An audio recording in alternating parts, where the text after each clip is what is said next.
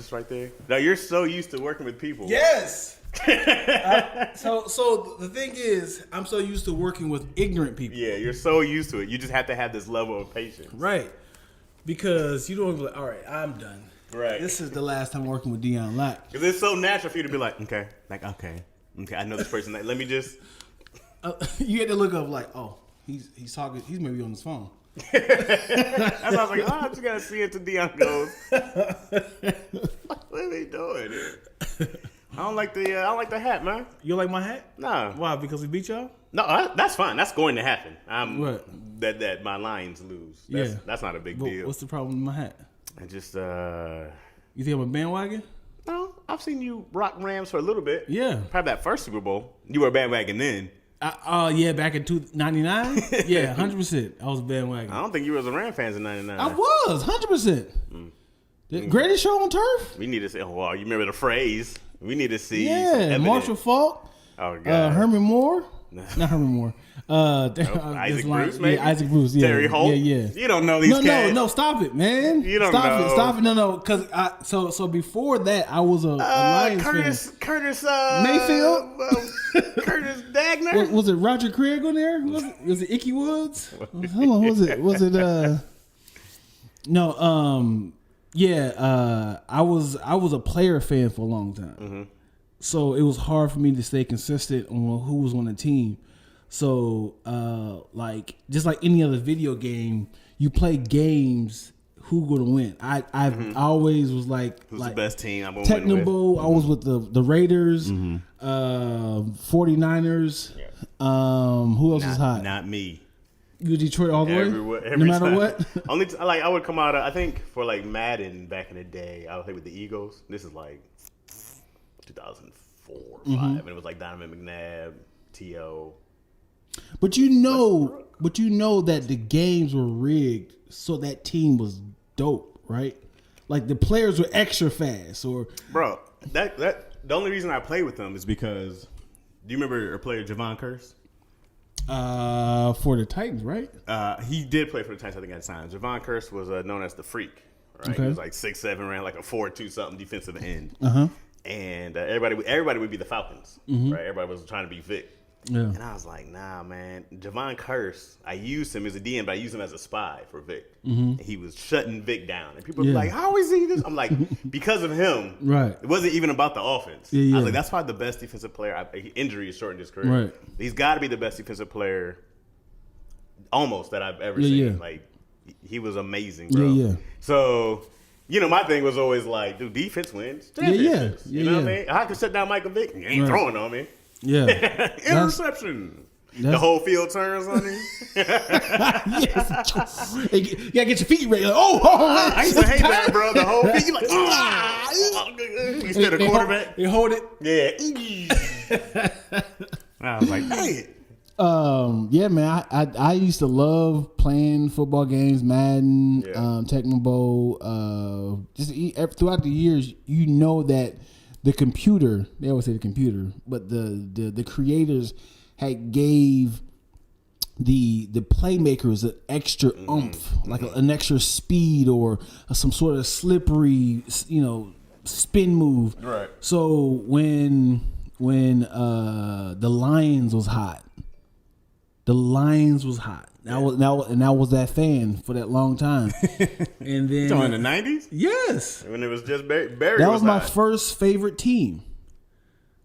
Cause I don't know. I can't speak for everybody, but everybody in Ohio, we had a drought.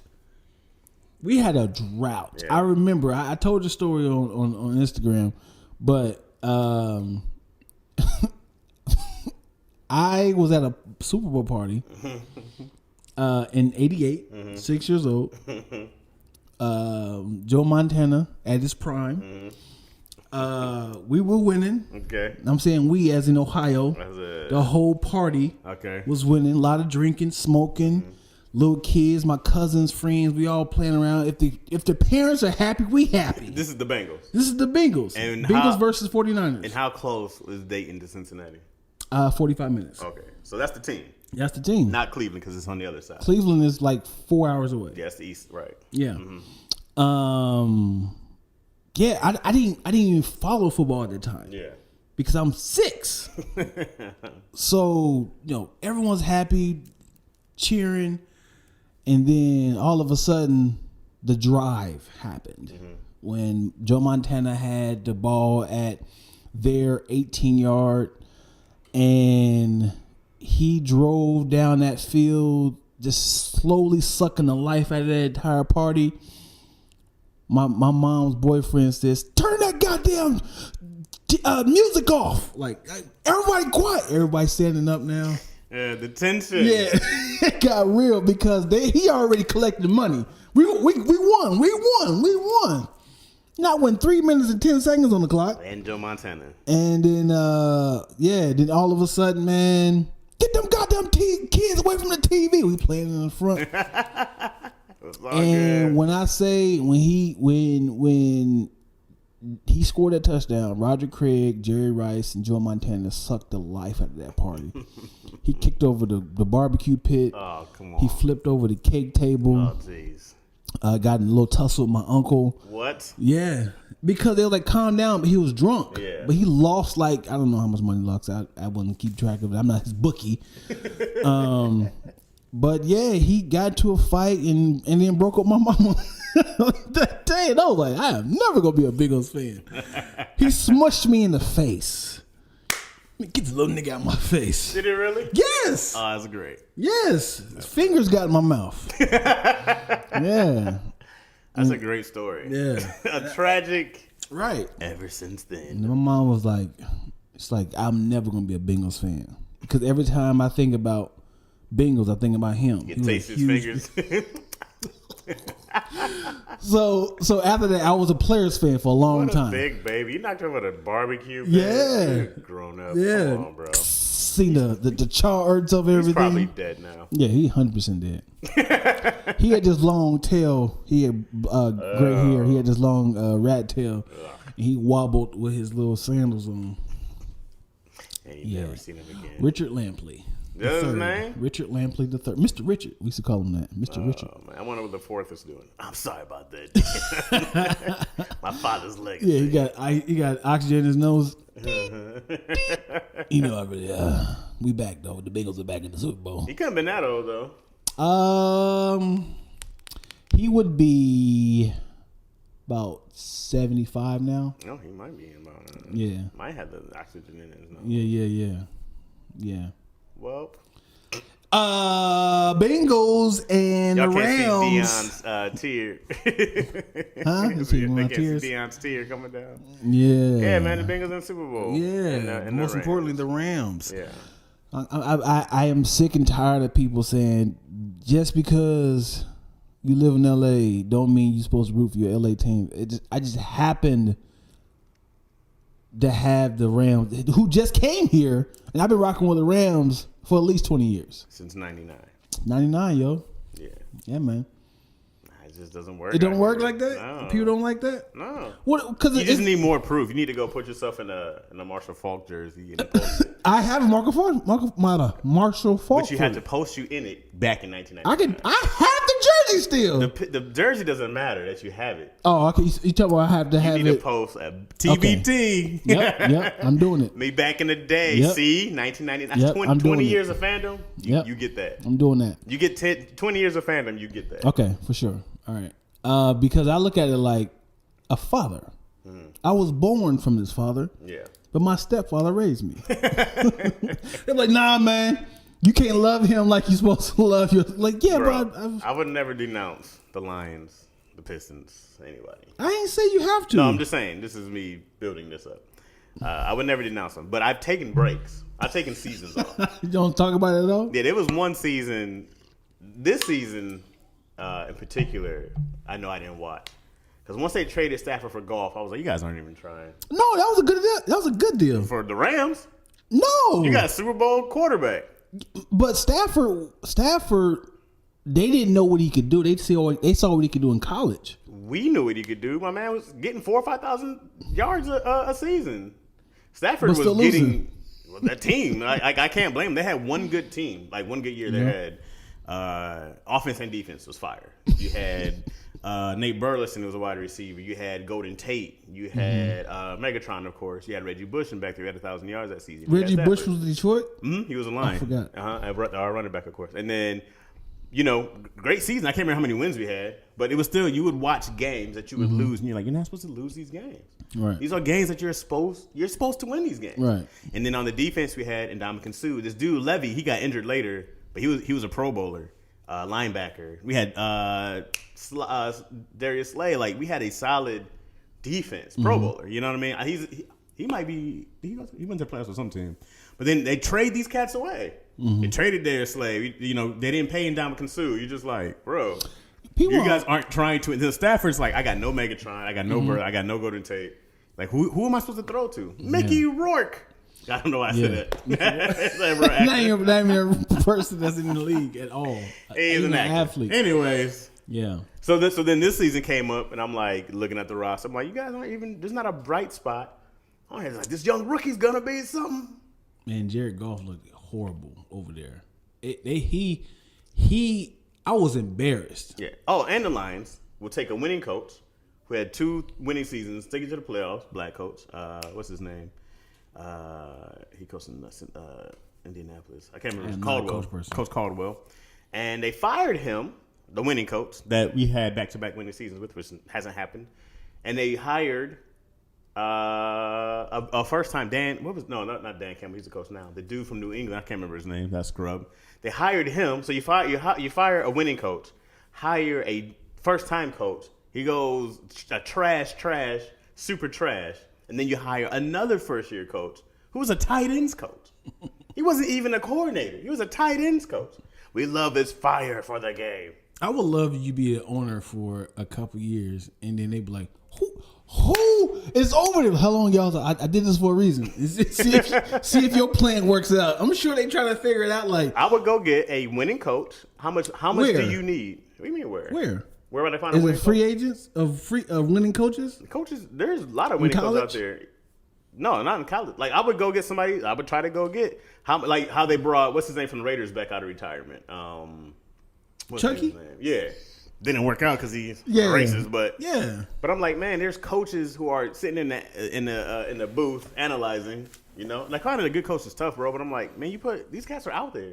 But also, they're good players but bad coaches, as in like they're calling the wrong plays. That definitely happens, and I mean that's a part of matchups and stuff. When I watch the Ravens, one thing about Lamar Jackson is that people go, he can't take out the blitz, and I go, I don't ever see a play called. I don't see them doing a slant. I don't see them going quick passes. I don't see them doing screens. I don't see adjustments.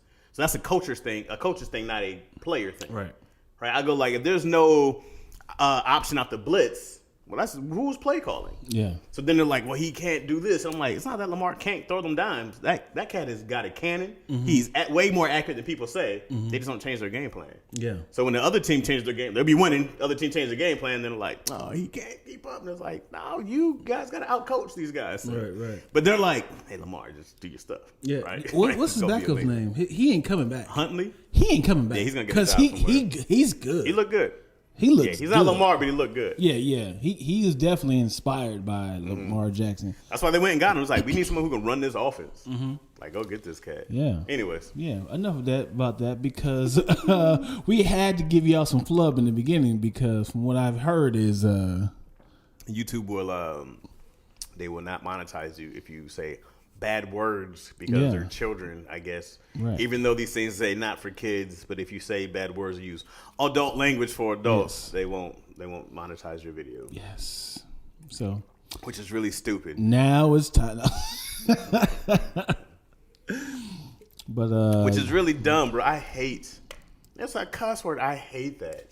You hate what? That people count a word as a cuss word. It's so stupid. Well, you got to look at YouTube as a business. No. I get that. I'm talking about society. Yeah, but they're trying to find all types of loopholes to save money. It's very true. Yeah. Because even when you go monetize video, when you go to it, it's always on off. Right. I'm like, you guys know I want to. Y'all know I want to monetize. You caught it? I just wanted to know. If you wanted to not. I just wanted to know. You know damn well I'm trying to monetize this video. You said, hey, I got the platform for you. I'm uploading it for you. I got the technology. Let me know. Do you want to get paid? Give me my 9 cents. Yeah. Of course I do. So It's a brilliant business. Oh yeah, definitely. And so yeah, man, it's just I hate society does that, bro. I really hate that you can't say the F word, SH. I'm like, what are y'all talking about? But this is not your platform, though. Why are words bad? Why are words bad? Because they didn't have good parenting. They didn't have good parenting. How is there a bad word? They didn't go to college. The words? The words of the silver teeth growing up? The words were on the streets, man. They were selling drugs. Sense. They were selling drugs and making bad decisions with their diets and their behaviors. These words are very bad. Succubus. Succubus. It's so dumb that a word makes people gasp. Oh my God. I mean, what are you talking about? You know what? Words are definitely they're definitely a hiccup in the conversation. So if somebody if all of a sudden you having a conversation like, so that's when I realized that the filibuster is understanding that when the bipartisan of two parties can kiss my ass. Like, whoa! It's such a shock. Like, where did that come from? It's like an exclamation part. It's so stupid, man. You know what's funny? I just don't belong in this era, bro. I can't do it. Why? Because this is the sensitive ass era. So what you're trying to say is you can say whatever you want. You got to suffer the consequences. Right. So this is not your platform. Right. You can go out in public, say whatever you want. It's about how far you can get it to the masses. Oh, I will. You catch me in these streets.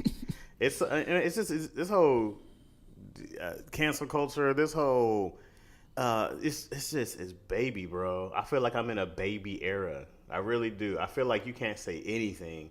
They'll take your show off. People can't get word. You know what happened with Whoopi Goldberg? Yeah, she just got suspended. She got suspended. Yeah. Yeah. You know what? What's your thoughts about that? So I know Whoopi. I think that Whoopi said something that she really didn't know about because ignorant. From what I understand is that Jewish people are a race and a religion. Mm-hmm. From what I understand, it's both. So if you say it's not about race, you can't say that because they are a race. Right. They're consider themselves a race. I believe. I don't know it fully either. I'm surely purely ignorant to it. Mm-hmm.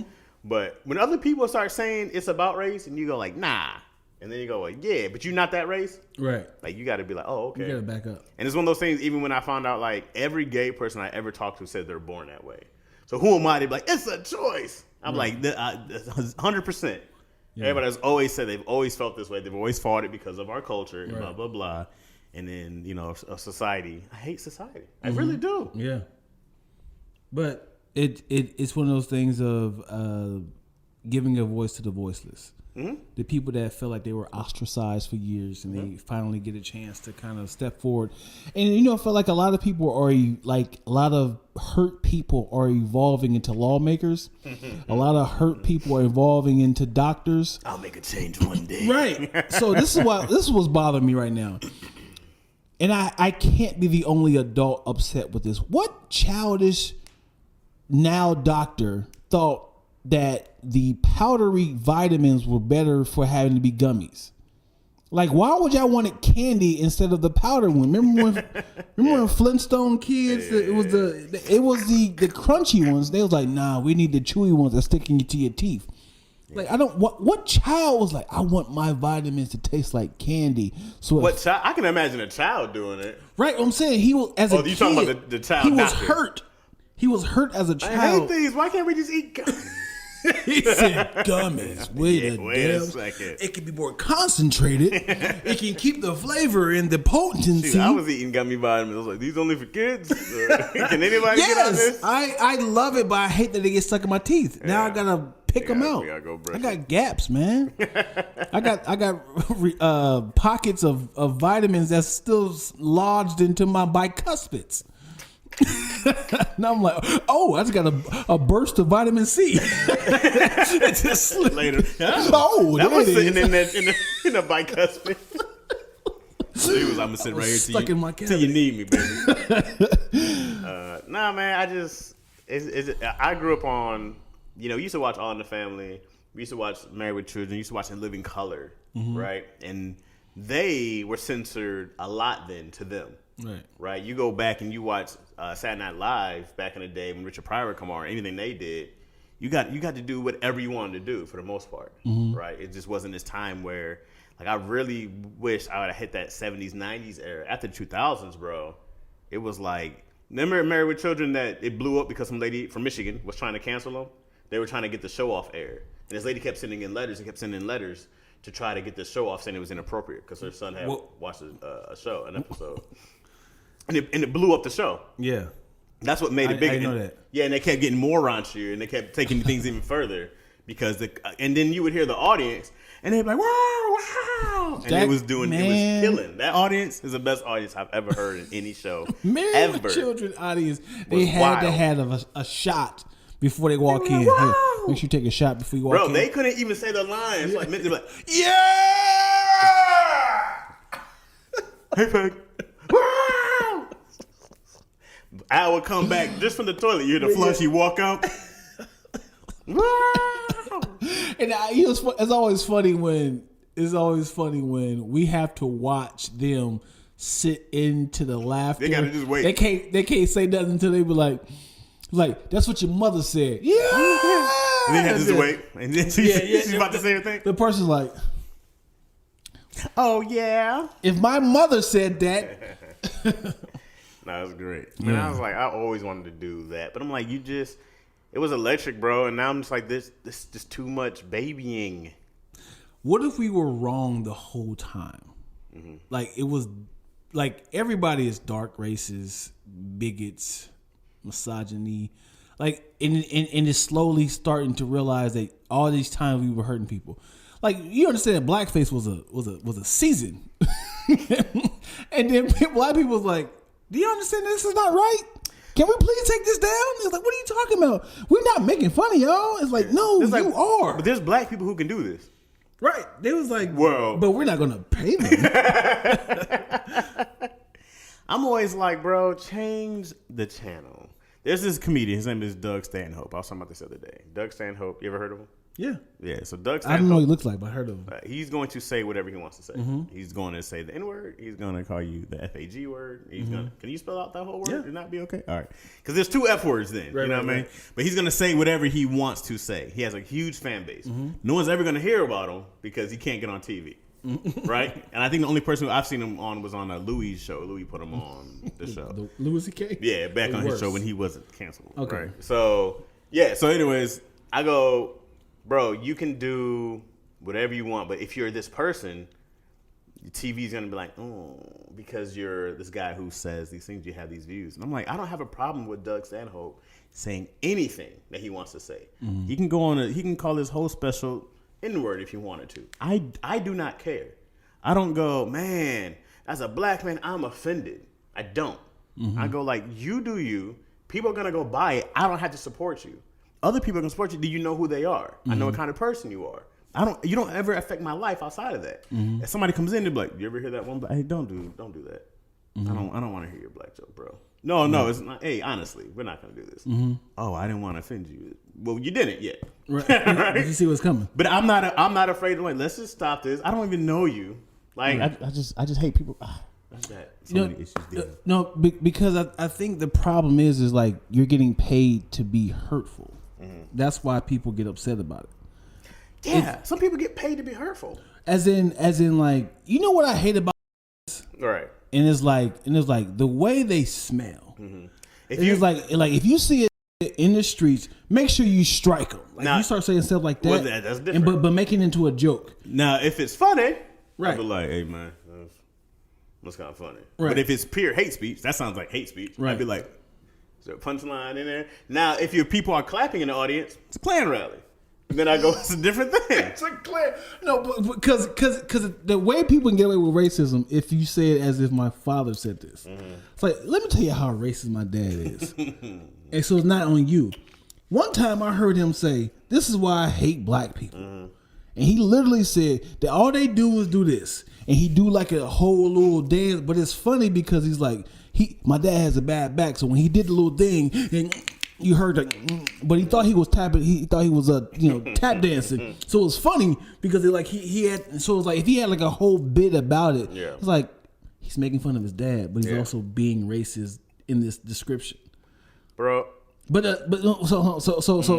when I say the reason why we can't say these things is because sponsors and people like now you're getting paid to be this hurtful to people. Which every company has. Every person has a right to go. Let's go boycott Target. Let's go boycott whoever, right? And these companies go, ooh, but that's what started happening, Right?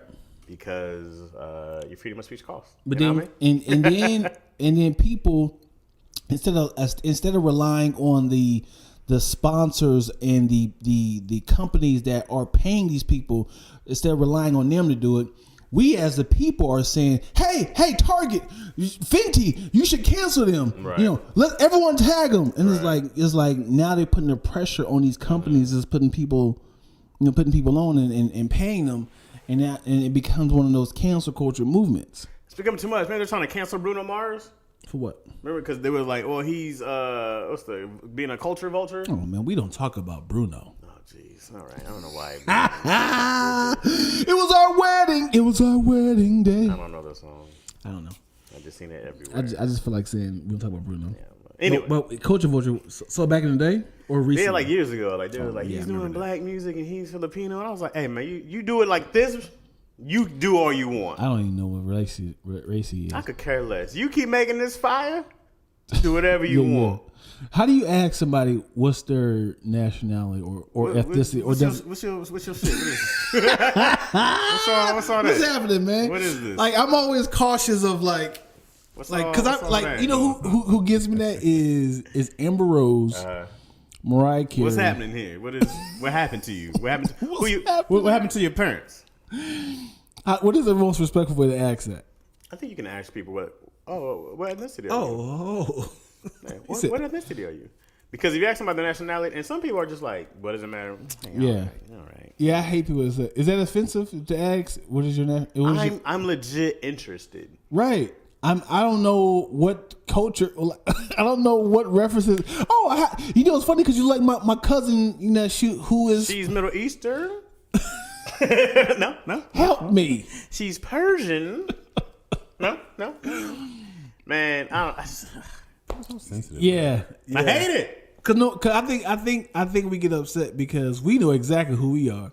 But there's a lot of black people that's like, I think she might be mixed with something. Right. But I wonder if people are offended. Are people offended when other black people ask you what you're mixed with?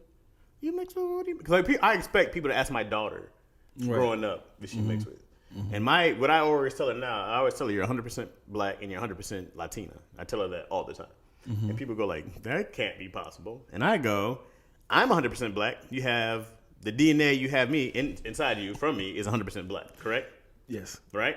Yes. And your mama, you got her DNA. That Latina DNA is 100% Latina.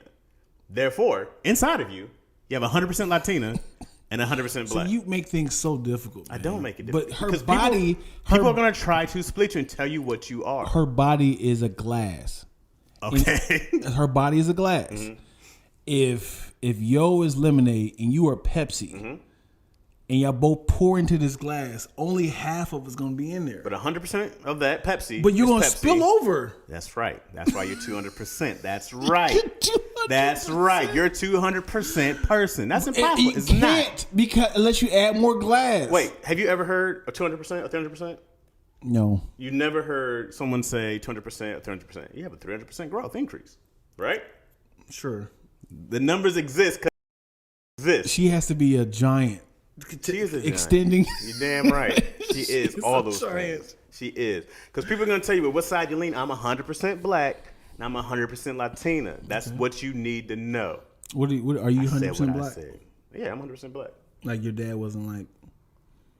I don't know. There's some other stuff, but black has white in it. So how you get slightly brown? All black people. No, you.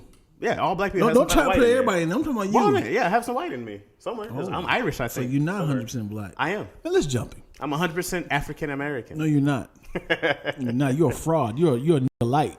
You're a gluten-free Negro. Then if you go, you're 100% African, I'm like, no, that I cannot say. But I'm 100% black? Absolutely. Absolutely. Give a shout out to your peoples, man. Hey, man, let me shout out the C- citizens. Yeah. Appreciate y'all, man. I'm going to read down the list. Let's see if y'all made it this far. Make sure when he gets a shout out, make sure y'all put an emoji at the bottom of a rose, a robot. We need to make our own C- emoji. All right, Shannon like Hannah. What up, though? Stimson J Cat. What up, though? Anna Suzette Carey, Miss Makiba, Tia Williams, Kid Clip from the Yip, Kwame Oro, he's from Ghana. G Cypher, what up, bro? Molly Mao, Danae Glenn. Actually, Molly Mao, you haven't been around. Where you been, Molly? Mally Mao. Danae, Shell E, Kyle Vaughn, Lansing. So Shy Chris, Moyo, Detroit. And Live, Love, Race. Yeah. It's like y'all be in my lives every single dope. day. Y'all That's be dope. in the lives. That's dope. Hanging out with me. Live-ish at 5-ish. Which means... Live-ish at 5. Yeah, because it may or may not happen at that time. I love it. You know me, I'll be like, hey, man, around this time, around this day, this might happen. I love it. That's a dope name. Live-ish at 5-ish. Yeah, so then it'd be like, sometimes I'll be like, yo, guys, we're going live at 5:15. I pop in at 5:05. I told you it's live-ish. 5-ish at live-ish. So, yeah. So hop in, man, and y'all hop in the lives, man. Always around that time. Yeah, and what's dope is the reason why I be popping in every now and then because it be giving notifications like, hey, Chaz is live. I was like, oh, that's what's up. Yeah. So make sure y'all hit that notification bell. So when he when we drop the cast, yeah, you got that Lackaroni and Chaz. Lackaroni and Chaz. People loving that name. Yeah. I forgot who actually said it. Yeah, gotta give her a shout out, man. That's on the first episode. He's gonna say it in the comments. Yeah. We could go back in the comments, but I'm not doing that. That's what. Whoa. I'm not going all the way back to 4 episodes. Slow down, total stranger.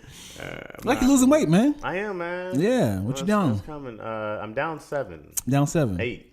Okay. Are you still keto? Yeah, I'm keto right now. I had a bad Saturday. Oh, fuck. It went wild. Okay, talk about it. Oh, man, so there's a spot in Ventura. Not in Ventura, off of Ventura, in Tarzana, called Black Bear Diner. And they had this stuffed blackberry French toast. And it was like in a bear claw shape, because that's their big thing is a bear claw. Ooh, I got chill bumps. When I tell you, man, you didn't want to see what I did. Yeah. I was like, and then I had an omelet, and I had biscuits and gravy with it. It was awful. It was. What was the occasion? So it wasn't. It was Saturday. You went by yourself? No, it was me and the fam. My cousin had came in. It was after we went to Tony's thing last night. Dog, you went to the 8:00 show on Friday night to see the HBO Max. So I'm sorry, 7:00 show. Yeah. Why don't you stick around? 2 reasons. You want to know the truth? I do. So Tony, Marlon Wayans had a HBO Max special. For those who don't know, they shot it last Friday. Tony Baker, DC Irvin, Sidney Castillo, Shantae Wayans, and Esau McGraw performed. Yes. And Brandon Lewis did a great job as a warm-up. Fantastic job. And so they did 2 shows. So we all showed up. I think Keenan did the first show. Also. Keenan? Yeah, Keenan was at the first show, but he stayed to the second show also. Oh. I didn't even think about going to both shows. That didn't even cross my mind because when we signed up for the thing, it just said which show. Right. And I was like, I could have stayed for both. So anyways, why did you show up at... Why didn't you stay? So... I forgot. Because you know Marlon well. Yeah. No, it wasn't a problem. Okay. So Dion's ass is in a haunted house. The guy who's hit it and looks back at the... Whole different story. What time? What's the timestamp on that scene? Do you know it? Do you know it? Absolutely not. Absolutely. I watched that movie once. No, I watched it in theaters. Then I watched it with my daughter. I was there in theaters, and that had to be a little awkward. Yeah. What'd you think she was gonna say? Well, she said, "Dad, my friend said you're in this movie," and I was like, "I am." She's like, and this was what 10 years ago? Mm-hmm. Yeah, it'd be 10 years ago when it came out. And how old was your daughter then? So she was 6. Okay. So in my head, I was thinking like, you can't watch the movie because it's scary and there's a lot of language. And then, like, I would say when she turned 10, I was like, she started to enjoy scary movies. Whoa. Damn, you okay? Whoa. That was a demon. That was a haunted belch. That was a haunted belch. And I showed it to her, and she was like, where's your part at? Because she was kind of like covering her face up the whole time. And I fast forwarded to her, and she was like, why, Dad? Why, Dad? But yeah, your whole cakes is out. Yeah, all of it. Yeah, my nigga. Hold on, it's funny. Let me tell you this goddamn story. All right. This happened 2 weeks ago. Okay.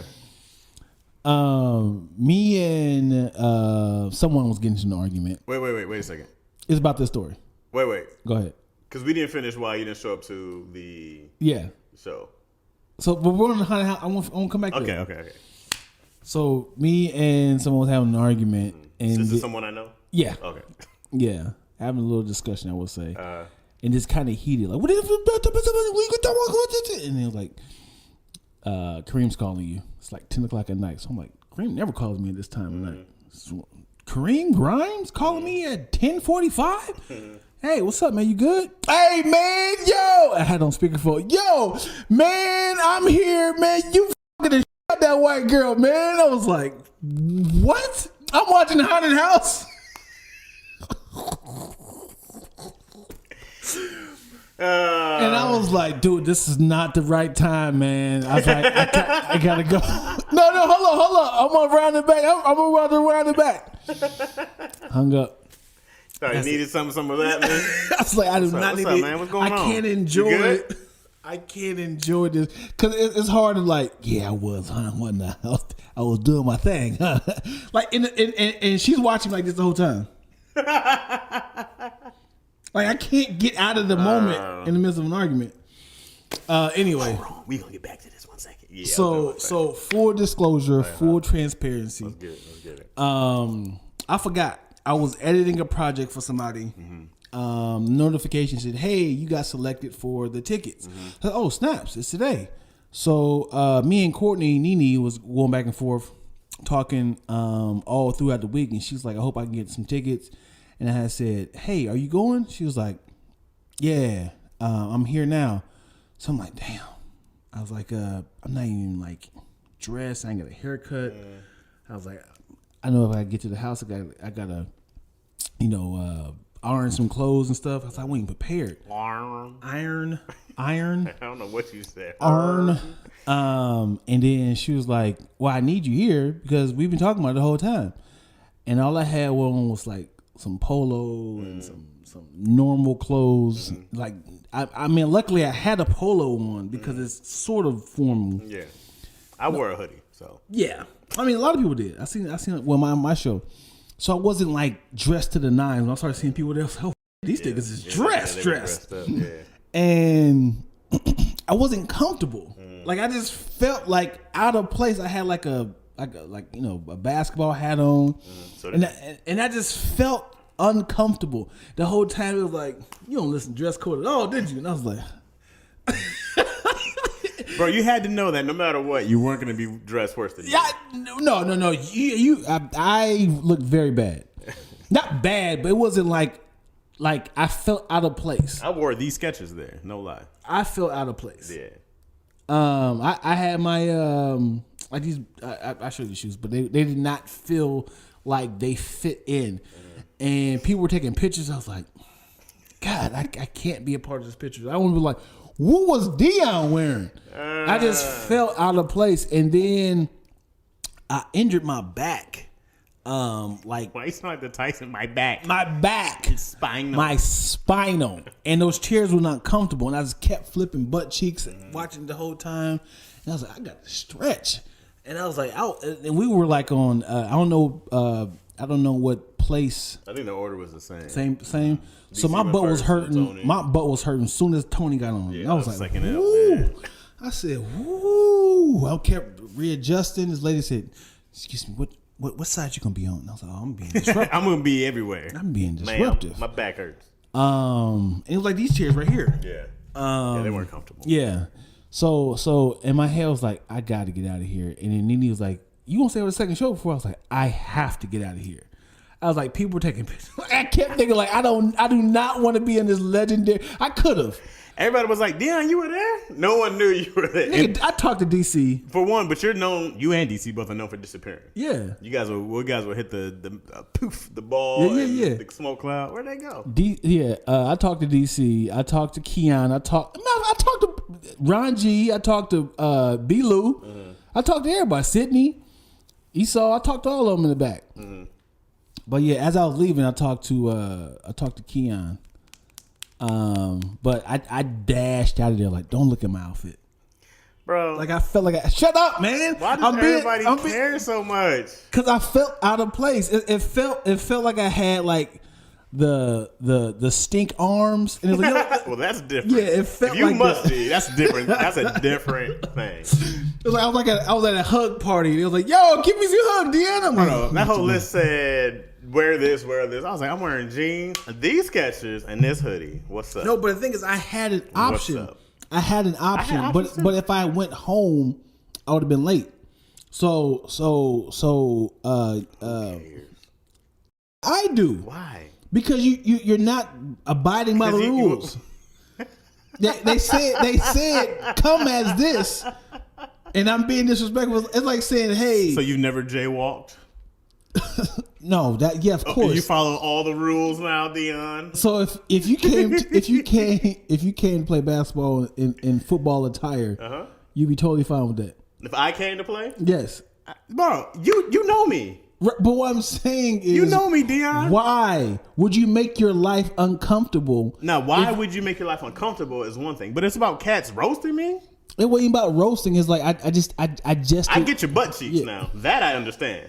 The butt cheeks thing about sitting down and that's physically uncomfortable. I understand that 100%. Yeah. But just the fact you're like, I'm getting these pictures. Man, I'd have been like, yo, Scrubby McGee, hit me. Yeah, you are 0 for 2 for that. What you mean?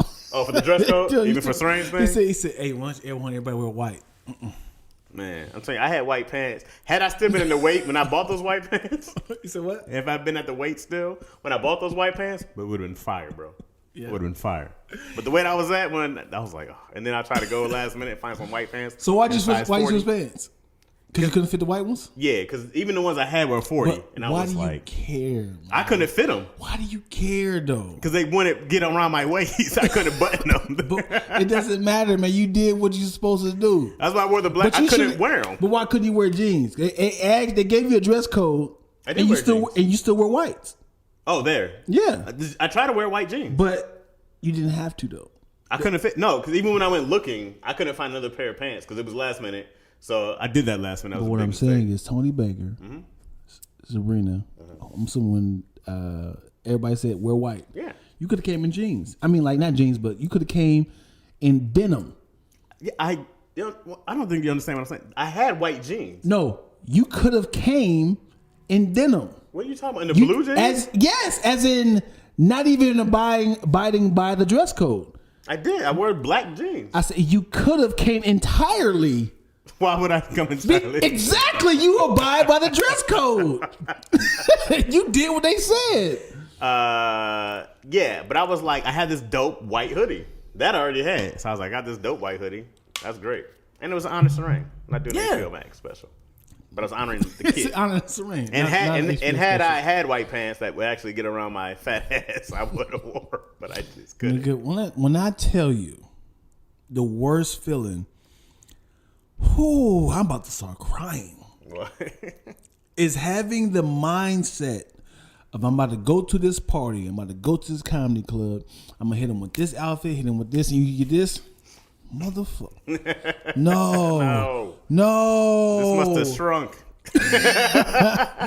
No. And now you are scrambling for a new outfit. Yeah. Or piecing together. I have to wear these pants. That was me. Because it goes with these shoes. That was me and Strange thing. I said, no, these should fit. I was trying to stretch them out. They should put my arms in the legs. They should fit. They should fit. Oh boy. It's like I would cancel plans. Hey, I ain't coming, man. I knew that. Like I said, for the white ones, I had the thigh roll. And I couldn't button it. I said, I can't. Yeah. Junk was all out. Yeah. I can't even button it. Yeah, buddy. Like, maybe I could just, because I was thinking I could just cover it with a hoodie. And I was like, they're going to see this. I got to supposed to carry the casket too. Bunch of comedians. This is all going to get seen. And then I was like, because even with the black pants, I was like, hey, man. No one was ever going to tell me that I didn't show up. because I was like, from the moment it happened, I was there. You know what I mean? And like, That's what you're justified. No, but not even that. Why didn't you have any black pants on? I showed up for the past 2 weeks. No, because people will tell you, "Hey, you only had one job, Chaz," and I was like, "You don't know you stranger, right? You stranger, don't come at me." You know what I mean? You have no idea what I did and how I feel, right? And even with because even with like, we had helped Tony Clowney's crib and all that stuff. You know what I mean? Like, we were just doing stuff, And so then I remember somebody was talking about. I said something on one of these ads on. Were you there that day? Were you a guest that day? When I did the. You haven't said nothing yet. Wait, hold on. On Daddy Issues, and I said, "What if you're gonna rip on a purple mattress?" Were you there? Okay. I was there. So somebody was like, "Yo, Chaz, you shouldn't mess up Tony's money." Blah blah blah. I said, "Hey man, I guarantee, I care way more about Tony's pockets than you do. It's like I get. There's no way in the world me and you care for Tony the same way. Right. You're not even close on the scale." I know my friend's best interest. I was like, you have zero. You do not know him. Did you say that to him? Yeah. Oh yeah. I wrote a nice lengthy letter to the government to the CEO.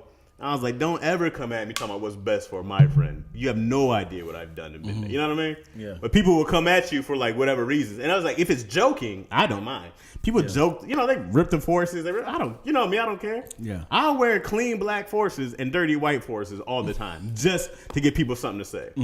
Just to show you how much I don't care. Yeah. You know what I mean? I care. No, I don't. I do. I hate the culture. I hate that it's like, yo, bro, you got on the Skechers, dog. This is what we doing. This is, oh man, them J's look raggedy. You be like, why am I trying to impress you, bro? I don't know you. Yeah, I am surviving out here. Nor do I care. I do not care.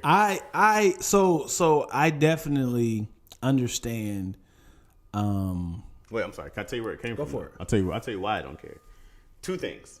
One, I used to work at this clothing store called Man Alive back in Lansing, Michigan. And I used to have all this fly stuff. Super, super dapper, right? I had all the Sean John. I had way too many velour suits, right? It was that era, right? Yeah. I had Vocal, which was Nelly's thing. I had Outkast gear. I had the State Property, right? I had way too big clothes that we all wore. I had this all white Sean John basketball shorts, like I had all the colored Timbs. I had so much stuff. Guess how much of that stuff I had? Guess how much stuff? Of that I have now. None. Zero of it. How many thousands of dollars did I spend on it? That could have went somewhere else, be way more productive.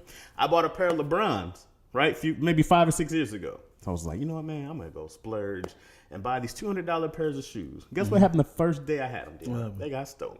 Where? In the back. I had this pickup truck, and somebody broke my back, and they stole it. And I was like, this is why you do not. I went to the store to get something else. I was making stops. Someone stole it. They specifically got those? They got that. My hat. I had some hats in there. They had got some other stuff. I had some C- hats from way back in the day. Wow. Someone took it, and I was like, this is not even. It's probably Darren. What you need this hat for, right? Yeah. So that was one reason. I was like, it doesn't matter what I buy. I was like, all that stuff that costs money or that looks great, because you don't have to spend a lot of money. Sure. That's a big reason why I'm not into the designer stuff. Second reason, when I was homeless and I didn't have any other clothes, and Tony gave me all my hand-me-downs, and everybody made fun about, your jeans so big. Why are you rocking all this stuff? Because everything was just too big. I still went up and did stand-up. I still went to work. I still got respect, right?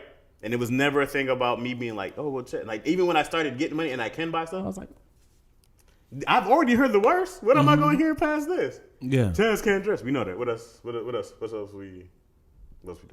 What else we doing? You sound like somebody who's fat. And I am somebody who's fat. And they're like, yo, you fat? Yeah, what else, man? You said you want to lose weight. Yeah, I know, but what else? What else you got? So it's like you can improve, but you're trying to cut off. You're getting your M&M on at the end. It's like you're cutting somebody off before they get to the punchline. Yeah, I'm just like this. It is what it is, bro. I'm very happy. I'm very comfortable. I don't need. It'd be different if I liked it. Like I wear all these cartoon nerd shirts and stuff like that, except for this one. I'll explain this one in a second. But I wear all these other cartoon nerd stuff because I like them. Yeah, I was like, I'm just gonna wear stuff I like. If somebody has a problem with it, it's not my problem that they have a problem with it. Well, they don't like it. Yeah, but clothes make you feel a certain way. It gives you a certain confidence, and it's all about how you feel. And I care way more about how I feel than somebody else. Yeah, it's not even close. Yeah. Even yo be like, I wish sometimes you dress nicer. I'm like, that's great. That's crazy. Why can't you do that? I could.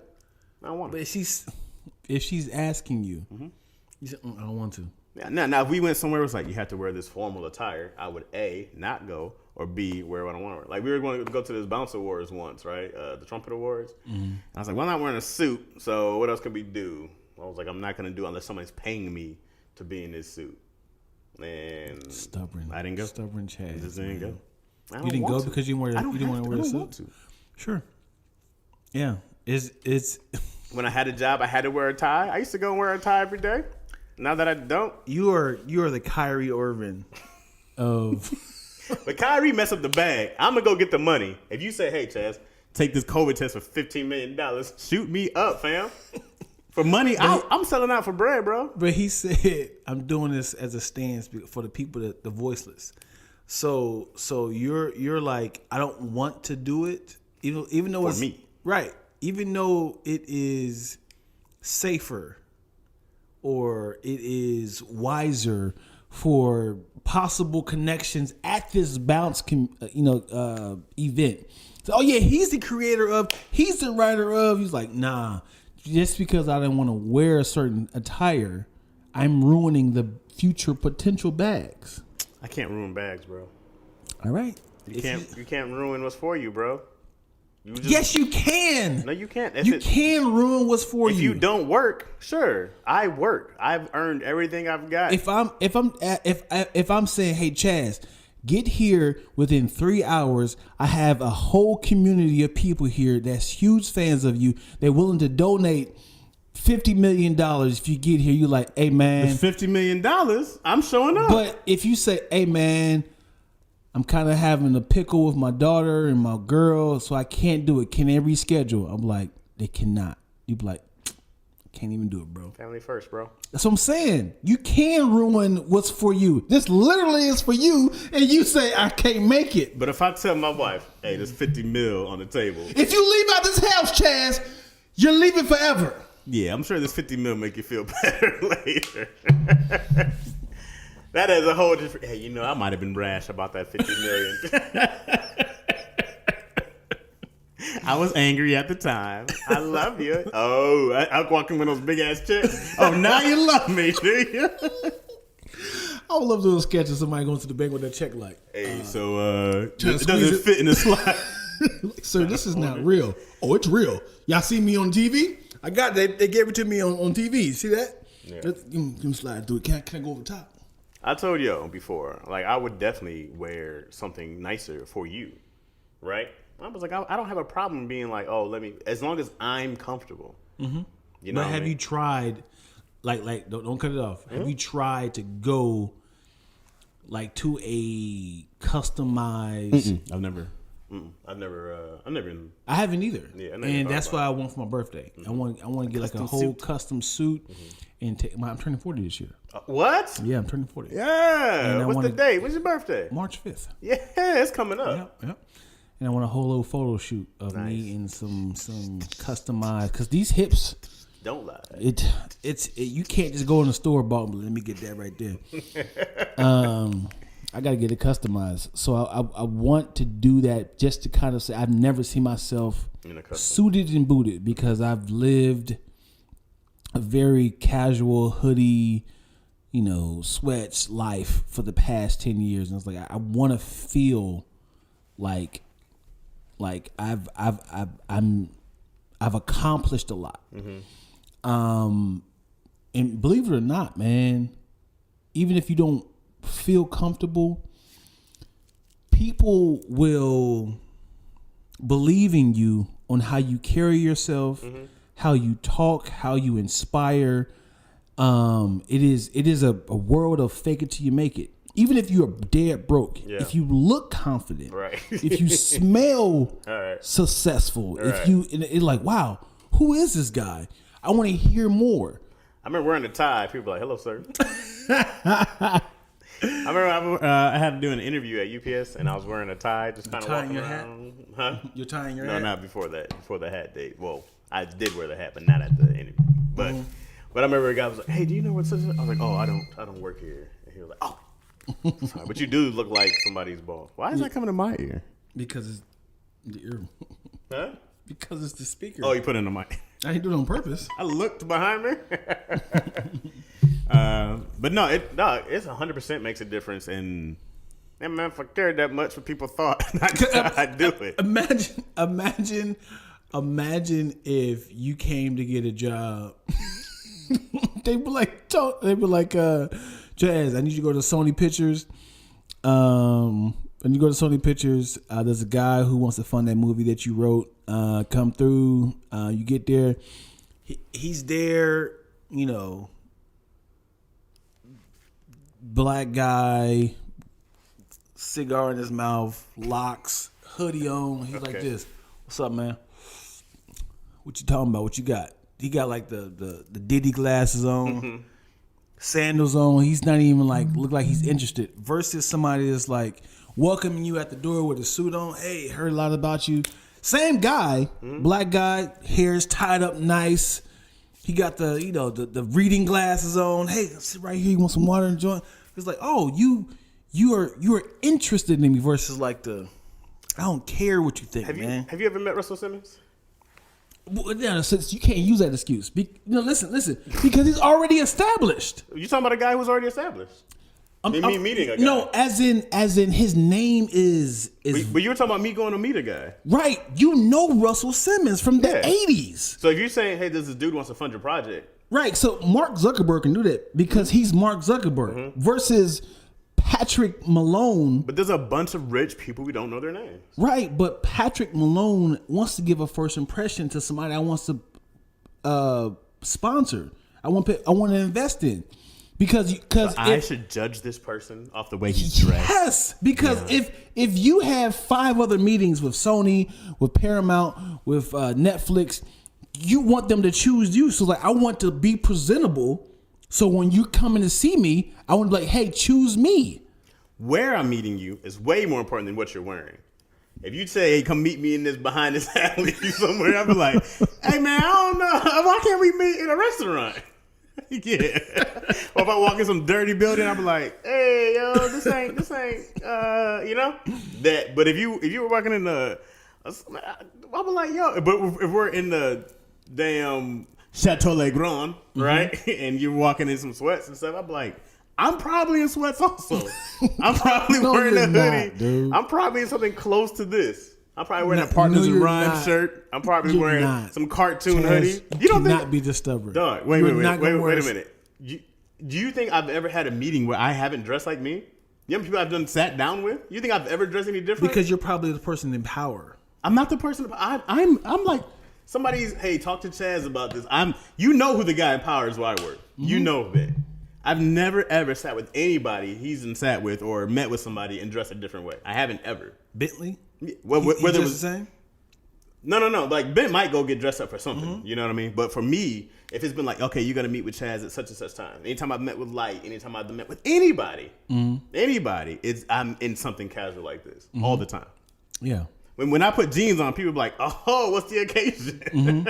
Right? Yeah. Because I'd be like, hey, bro, I'm chilling in this sweatsuit. I'm chilling in this thing. Yeah. Because I don't have to. When I see the billionaires wearing the normal clothes, they be like, that's a flex. I'm so inspired, bro. That's a flex. I get inspired by that so much. They be like, I ain't got to just for you. Dog, that inspires the hell out of me. You know what's that inspires me way more than some Jordans, bro. I want to get to the point where they're like, yeah, Chaz just like a bum, but he's worth $500 billion. He can do that. Why can't I do that clean, now? Though.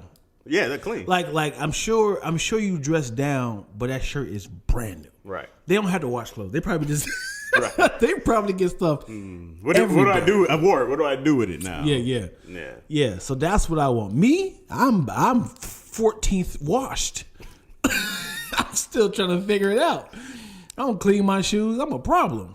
Yeah, I don't know, man. It just got to the point where I really got to this place where other people's opinions mean very, very little. There's only 2 people's opinions I care about, and that's my wife's and my daughter's, and that's it.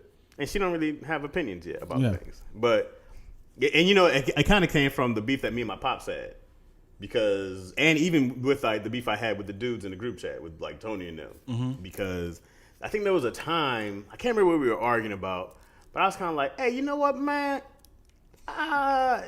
These guys is hurting my feelings, and I'm taking it personal. Yeah. And whether it was personal or not, I let other people affect my feelings. And I was like, never again will I let other people who don't impact my day-to-day life affect my feelings. So even in a group chat, it'd be all jokes now. You know what I mean? Like how it's supposed to be.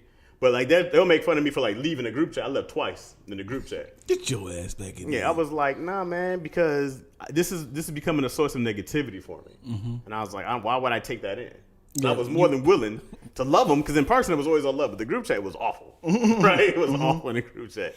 And so then I was like, nah, man, like I'm letting people affect how I feel about me.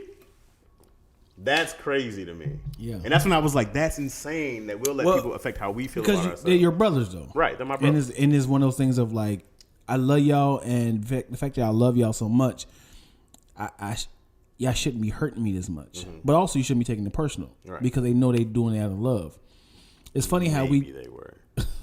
It didn't feel like love, though. I go like, love is supposed to feel like love. You can tell me like a truth. Right. You know what I mean? If you was like, Chaz, bro, you stubborn, bro. I'm like, okay. You know, but if I'm like, damn, let me go fix it. If I thought it was a problem. But the reason why I call you stubborn is because I want you to come to a realization like, I can see that, Dion. But you be like, no. Like, you can't be like, that's different. You be always like, no, I agree with you on something. You do not. I do something. So I enjoy trying to create scenarios to put you into like a, So the thing is, I really don't care a lot of these scenarios about like, but what, in my head, I'm like, what if I hit him with this? Hopefully he could be like, I can see that being a thing. But you be like, no, I would love if, no, that would never happen. Look at me. Like, so I'm like, all right, this guy, he's just being stubborn in the stubbornness. Nah, man, I feel like, I really feel like I have a different way of thinking, right? Yes. And then that people think I'm nuts. Yes. And then I go like, I'm not the crazy one. I go like, I'm not the crazy one. I feel free of other people's emotions and feelings. I'm free. But when I asked you earlier today to go live on Instagram and YouTube at the same time, you said, why? Yeah, I told you why I didn't want to. I told you because I was like, to go build an audience on Instagram. It's a whole different algorithm and it's a whole different load of work. Sure, it has. You still on YouTube though. But I'm building my audience on YouTube. But you can build both. You can. I'm focusing on YouTube. That's my focus. I'm focusing on building an audience on YouTube. All right. That's what I'm focused on. All right. And it's like you can do both. I'm like, yeah, I could. I could go write 2 movies at the same time. But then I'm like, one takes from the other always. All right. So I go like, I'm gonna focus here. If that comes back around, great. But right now, and I'm more than willing to admit I'm wrong. I'll be the first one to tell you like, hey, I was wrong. I'm sorry. Blah blah blah. Because things might change. But you might change your mind. Then you have to justify why you was wrong. I can be like, hey, you know what? I can say this. I didn't think it was actually that easy to build that audience at the same time. Because actually, when I looked at the algorithm, this was like this, and I was like, I didn't know it was that easy to do both at the same time. I could say that, and I'm like, I had no idea. I should have done my research first. I guarantee you, the last person to come over from MySpace to Facebook, wasn't you?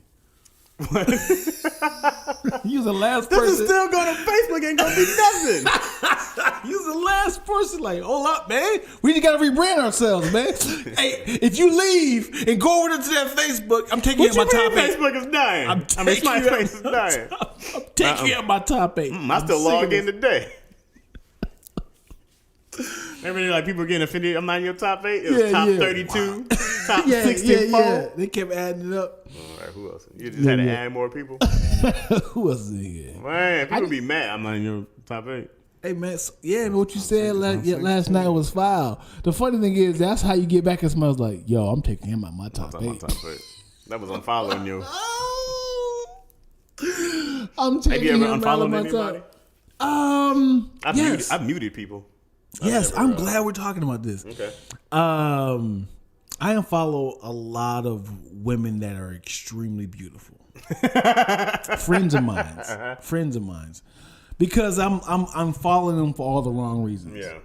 It's not like they got good content. It's like, oh. You can mute people. You don't have to unfollow them. Really? Oh yeah, mute's amazing. I don't see a damn thing from them. They'll never. Really? I didn't know that. Mm-hmm. Yeah,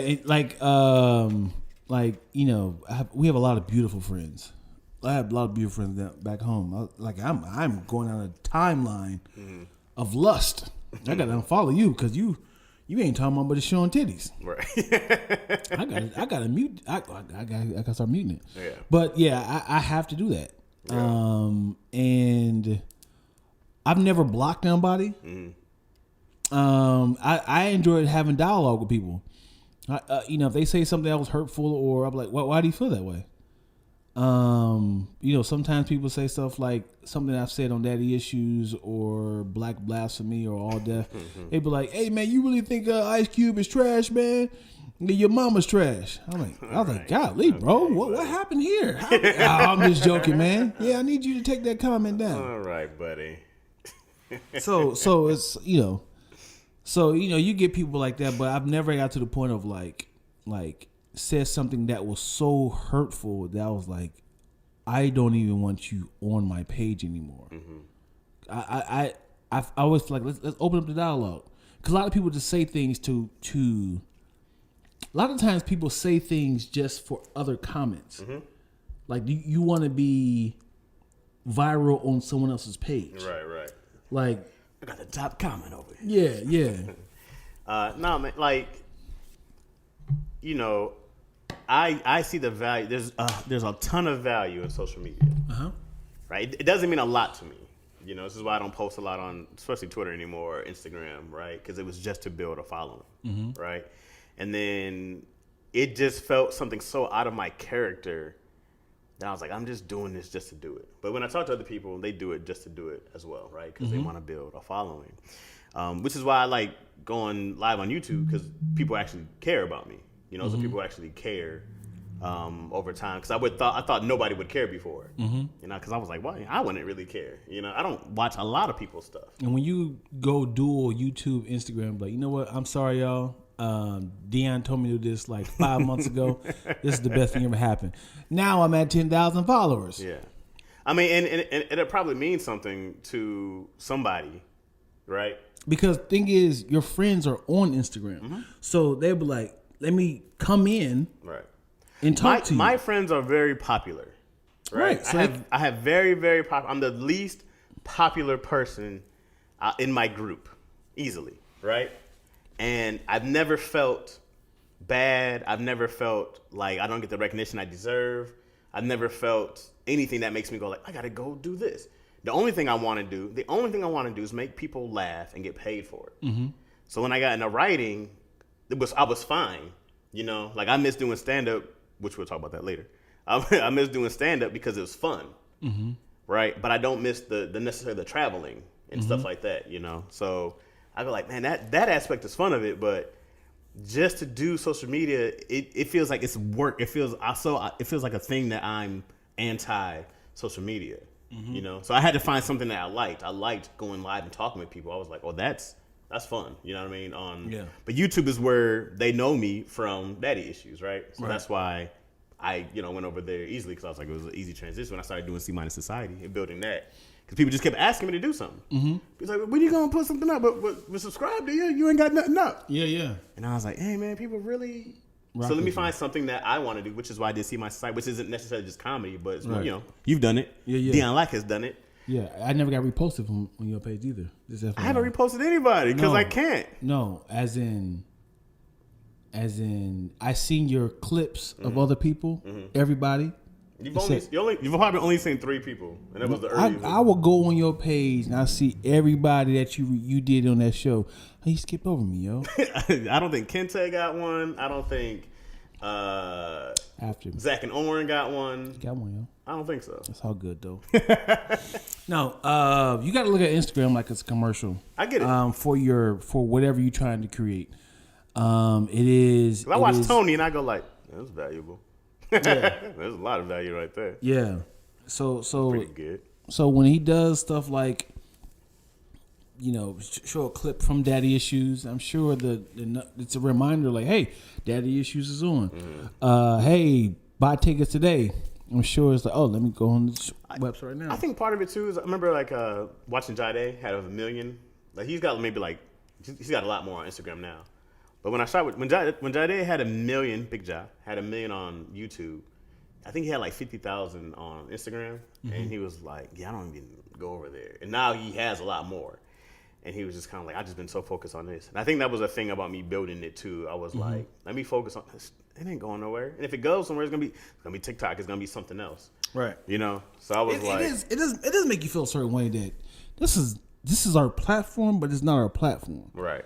Like somebody can just suspend your account. Which is why Kev, Job, to have your own app is so great, bro. Yeah. It is. Because even when I think about like Patreon, I go like, somebody still can take the fact that somebody can take your stuff down because you don't meet third guy. I'm like, I can't wait to have my own crap. I can just be me. But it's like gas prices. What you gonna do? What you gonna do, bud? You need us, baby. So we're gonna raise the price to $6. You gonna ride on the bus with the others? With the commoners?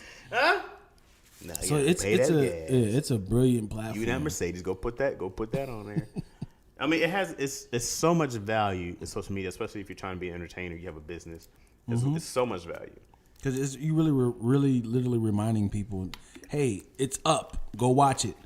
Of course, you could play the whole thing on Instagram, but you won't potentially get paid. You know, it sucks because it's like when I do my Christmas raps, I'm like, hey, my Christmas rap is up on the YouTube page.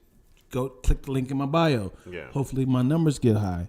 If I post the whole video there, it's like hilarious, dope, funny. You get like 16,000 views. You be like, I wish those views went over to YouTube. right.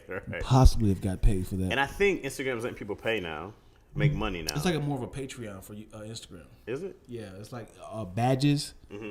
So those badges are like you go live and you tell somebody like if you buy a badge, I can shout you out, or tell your mom happy birthday or something like that. So it's like one of those things of, that's it. I just feel like I'm just dancing for money, bro. I hate it. Everyone is, bro. I hate it. You haven't created water. I want to do something I care about. I was like, that's the whole idea. You ain't new. Everybody do, man. That's why. But people don't. There's a nigga at Taco Bell like, I just want to do something new.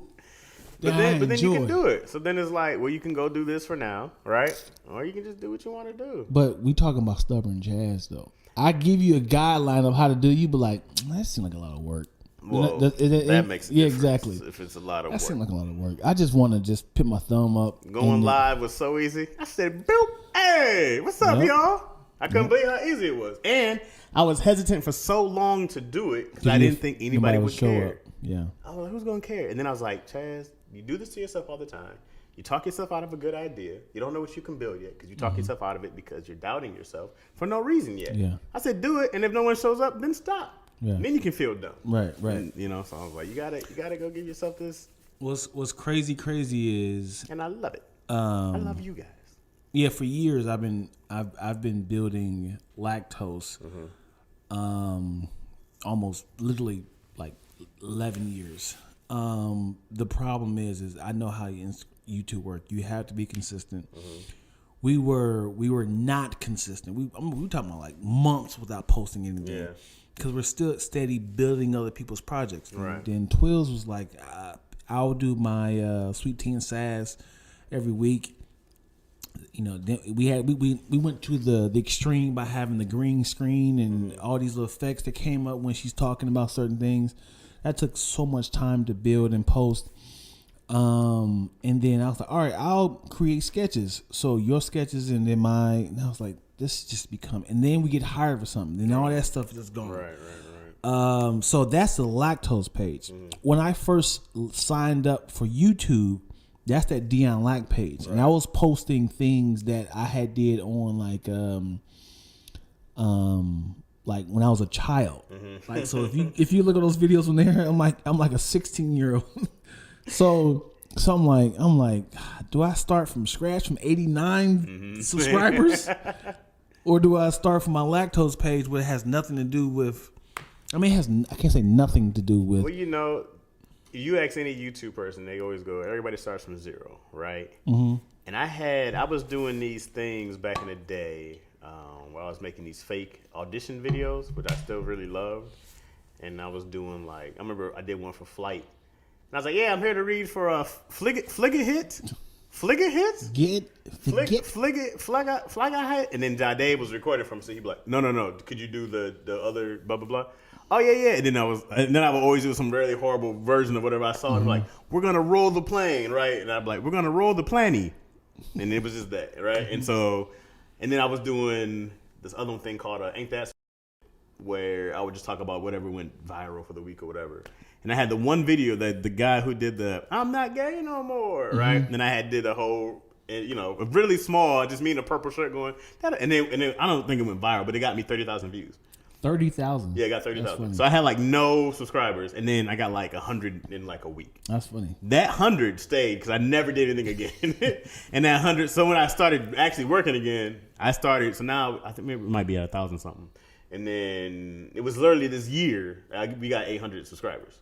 Right? You get 800 subscribers in a year? In this year. That's what's up. So that was just actually like, hey, man, when you do some stuff, people will actually come and watch it. But people want to know that you're, going to be there. Yeah. And I get it. It's like, if CBS just stopped putting on stuff, you would change to ABC, right? Yeah. And CBS was like, nah, guys, we're not airing this anymore. You're just going to see static for like a couple days. You just be like, click, let me go watch something else, which I get. Right. So when people actually leave, most people forget, to actually unsubscribe. But when people leave, I just didn't know. I mean, of course, I knew that YouTube is powerful, but I don't realize that this is a world. People watch. Somebody sent me a picture today, and I reposted it. Like they took a picture of them watching the live on YouTube, and I was like, people watch YouTube on TV. I do too. Which is crazy to me. I still only keep it on the phone. I'm like, but except for Izzy now, she watches stuff on YouTube. It's on TV. Man, I watch them. I watch a highlight of the games on that mug. I watch. It still blows my mind. I'm just like, this wasn't like this when I was a kid. Yeah, man, YouTube is still new. Like, and it's been around as a kid. 2008. Yeah, I would say, and that's when it was just like. No, it was just a platform. Right. It wasn't even like about money. It was just like, hey, upload Charlie Bit Me. Remember? Right, yeah, man. And I wish that I remember when I came to LA, I was like, man, I ain't coming to LA to be on YouTube. I came to LA to be on TV. Yeah. Zero TV. Yeah. I've done so little TV. Yeah. Have you been in any of the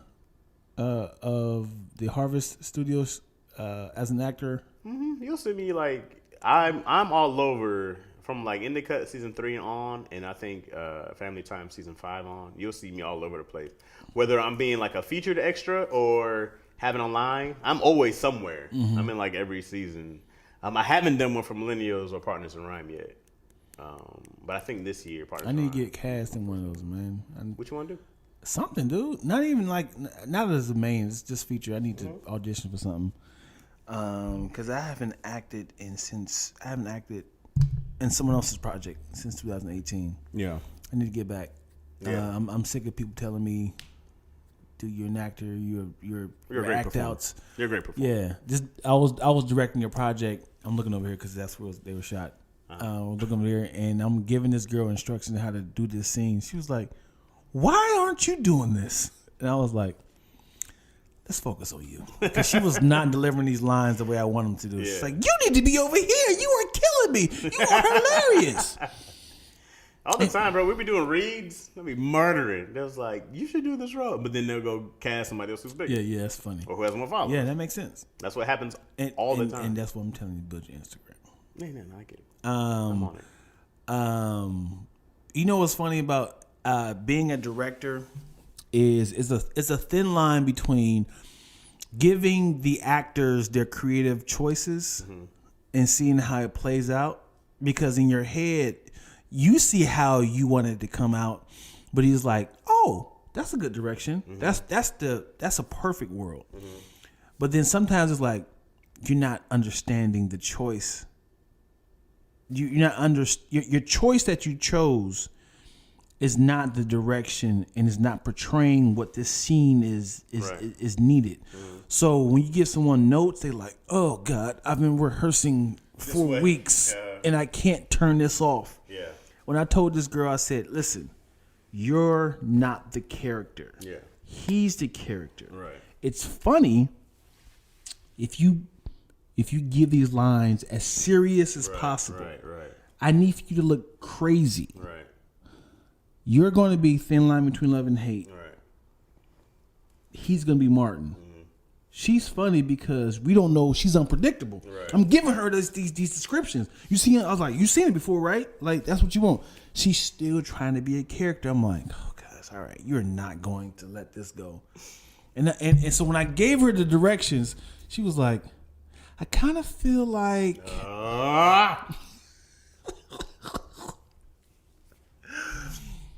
So, yeah. I don't want to work with actors anymore.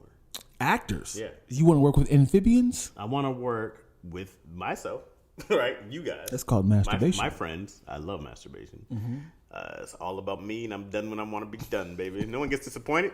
and then I want to do like more animation stuff. Sure. You know what I mean? But as far as working with actors who show up and complain and whine, not all you guys, some of you are great. Mm-hmm. If anybody I know personally watching this, but actors ruin everything. They ruin every show.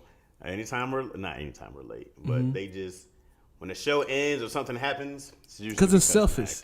It's selfish. They say, I want to look good. Yeah.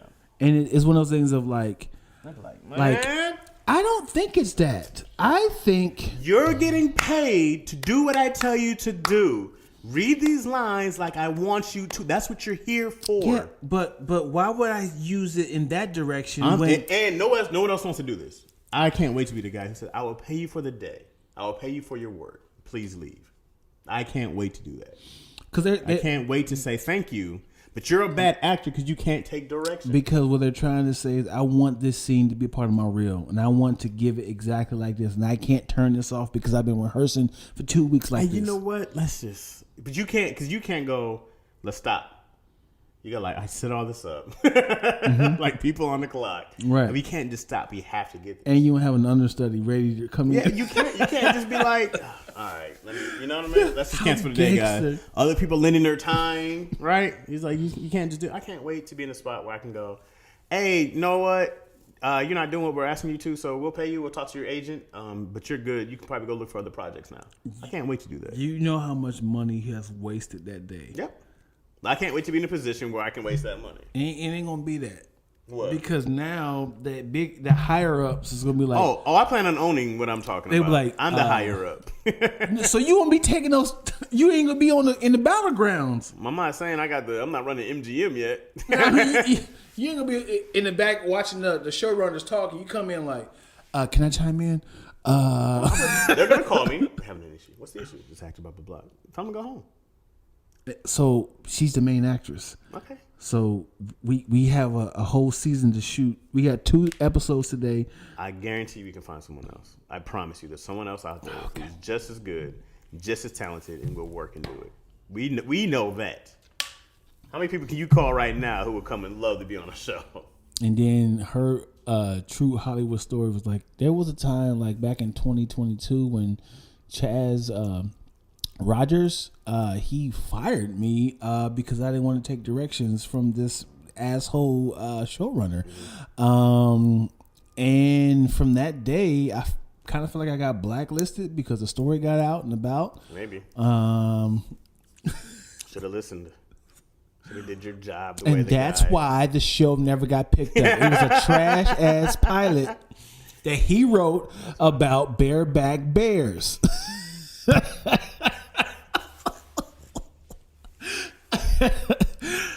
I look at stuff, bro, and I'm like, I'm not the person to go like, acting's a privilege. I'm not that person because it's a lot of work, right? People are like, being in the NFL is a privilege. Like, I worked my ass to get. Being a privilege is something you just kind of, you can get without appreciation. I'm like, I worked hard. I earned all this. True. Privilege my ass, right? So I don't ever want to say that acting is a privilege, but I go, you work hard to get here. And your job is literally, unless you write it yourself, like you have a director who has the vision. Right. That's the director's job. Right. You're working for the director right now. That's your job, is to get what the director wants from you.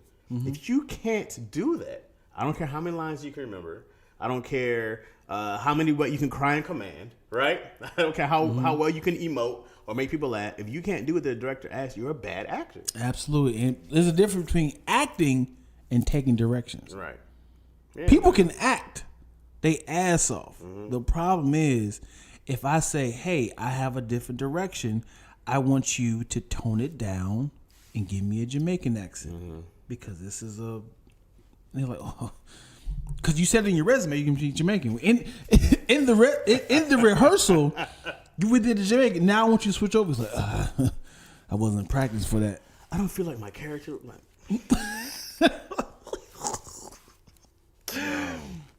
I want to deal with less and less people. You know what I mean? Like the older I get, the more curmudgeon I become. Curmudgeon. Come on. I want to deal less and less. If I can get paid for playing with Izzy all day, I would never come out the house, bro. We would go to the park. We would play all day. You know what's gonna hurt you, bro? Ready for this? Yeah. Well, she don't want to play with you no more. I know. I remember that time when all I wanted to do was play with my youngest, man. But then she gonna get to the point of I have friends. Yeah. I have friends I'm talking to. Yeah. We're playing video games. I got earphones on. I'm talking to my friend in Chicago. Hey, did you get the green diamonds? Okay. Hey, Izzy, you wanna go play? After this level, Dad. Promise. And then, I know. Yeah, it's gonna hurt, man. And and then when your opinions is, maybe later. She's like, "Hey, you want to go play some checkers? Maybe later, Dad." I'm here. You be like, you know what? Maybe I should be getting some rain in. You right? Cool. I had some work to do anyways. I mean, I just like it's in the shower, holding here, looking out the window. That's when I go to you want to take a trip? I guess I'll go dress nice now. Might as well now because put something on now. Now you got to win her back. Yeah. For all the years I've been putting the kid first. You still like tacos? You remember Jagged Edge song that everyone loves, but it's such a trash lyrically? Which one? Let's get married. We might as well do it. It's so funny. We ain't getting no older. We might as well do it. We might as well do it. Very romantic. This song was banging though. It's a bop. That beat would come in. Oh, that's the remix. Oh yeah, the remix was fire, bro. We ain't getting no younger. We might. That lyric is so trash. Super bad. Some girl was like, let's get married. We ain't getting no younger. You know another song that slipped through the cracks? I didn't know any of these lyrics. I mean, I knew. Have you ever knew the entire verse, but you never knew what you were actually saying? Yeah. The most freakiest song I heard, knew all the lyrics, and I died laughing after I realized what I was saying. No. What's that one? You go there. What's Peaches and Cream? Peaches and Cream? Yeah, I know the chorus. It was about like eating out a girl. Yeah, but I didn't know the verse. Oh, yeah. I looked it up a long time ago. So, something like licking in the morning when I'm waking up. Something. It was something like that. Yeah. I didn't look at the lyrics because I didn't even peep that. Yeah. I knew what it's about because obviously Peaches and Cream. But all the songs that you requested, you dancing like you're naked. It almost feels like we're sexing. Oh yeah, girl, I know you like it. Yeah. And I can't hide it, and you can tell that I'm excited. Oh yeah, she said, "Step back, you dancing kinda close. Feel a little poke coming through on you." He said, "Oh, girl, I know you felt it. And boy, you know I can't help it. You know what I want to do." Super Man, I was like, yo, why do I know all these lyrics? Why did she say back up? And he was like, "Come on, girl, I know you felt it." I know you felt it. Oh, girl, I know you felt it. And boy, you know I can't help. That was a real thing. Yeah. Khakis on with no drawers. Yeah. What was that song? Next, Too Close. Yeah. Fire song. Yeah. Cause the song is so like you don't know you don't feel sexy in that beat. You be like, yeah, you be singing both parts. Like, back it up. We be singing it. Then a little part of you. He said, "Oh boy, you know how that." Cause it's he don't visually show it. He's like, hey, he's like, look at me. Don't pay attention to the lyrics. That's it is. Man, them songs, bro. You go back, you be like, oh, I did not know this was. I challenge you and the subscribers to look up Whipped Cream, Nuts, and Cherries by an artist titled Goldie. Whipped Cream, Nuts, and Cherry. It's the most vulgar song I've ever heard. And a 9-year-old Dion listen to that song over and over. That was my audio porn. I was like, oh, he said what? He said what?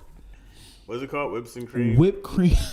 Whipped cherries and blunts. What is it called? Whipped cream, nuts, and cherries. Whipped cream, nuts, and cherry. Whipped cream is the first verse, nuts second verse, and cherries. And it's so specific. It's a singer or a rapper? Rapper. Named Goldie. Yeah. Okay. Yeah.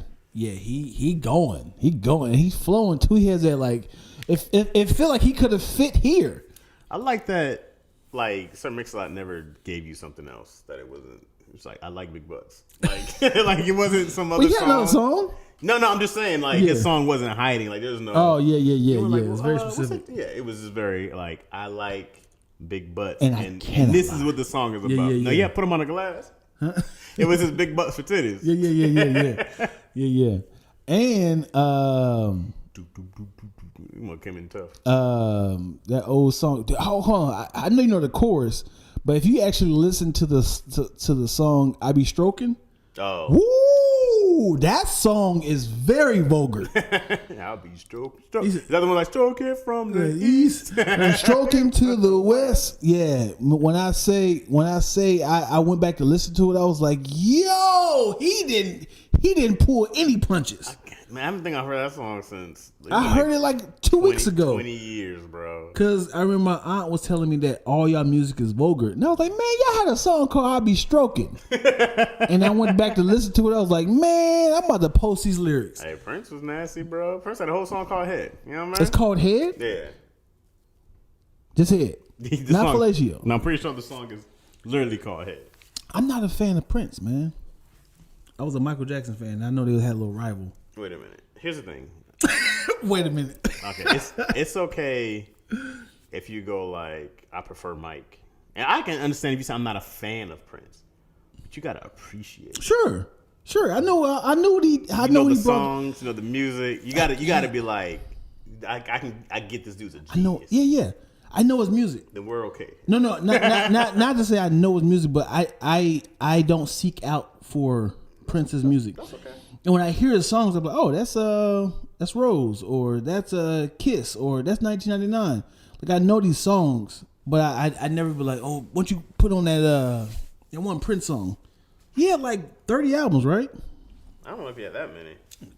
You ain't talking about Look. Here's the chorus for Head. Head till you're burning up. Head till you get enough. Head till your love is red. Head, love you till you're dead. That's okay. A song about. Right to it. I got to have you in my bed. Oh.